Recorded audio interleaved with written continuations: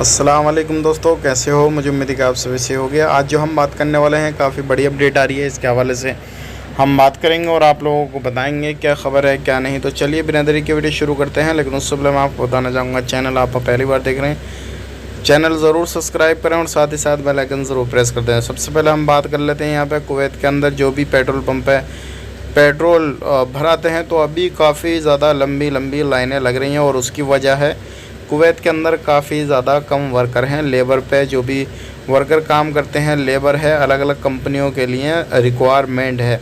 तो ये बड़ी ख़बर है जो क्या अभी सारी चीज़ें चल रही हैं। कुछ अलग से एक्स्ट्रा पेमेंट भी देने की बात चल रही थी, लेकिन वो नहीं चलेगा। लेकिन अब जो है लेबर की भर्ती होना शुरू हो गई है। अगर बात करते हैं दूसरी ख़बर की तरफ, दूसरी ख़बर आ रही है निकल के, वो आ रही है खाने पीने को लेकर। कुवैत के अंदर जैसे कि आपको मालूम है, यूक्रेन वगैरह का जो है युद्ध चल रहा है, उसके दौरान जो है खाने पीने का सामान जो है वो अलग अलग देशों से वो बंद कर दिया है। यहाँ पे इंडिया की बात करें तो इंडिया ने भी जो है विदेशों में गेहूँ भेजना बंद कर दिया है।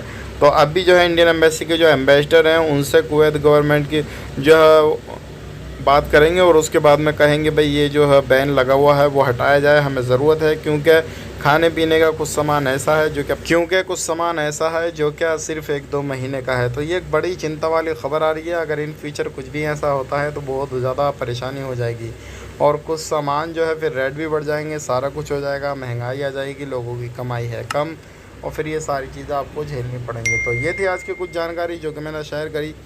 अगली कोई भी अपडेट आती है हम आप तक शेयर करेंगे। आप अपना ख्याल रखें, अपनी फैमिली वालों का ख्याल रखें। Take care, bye bye.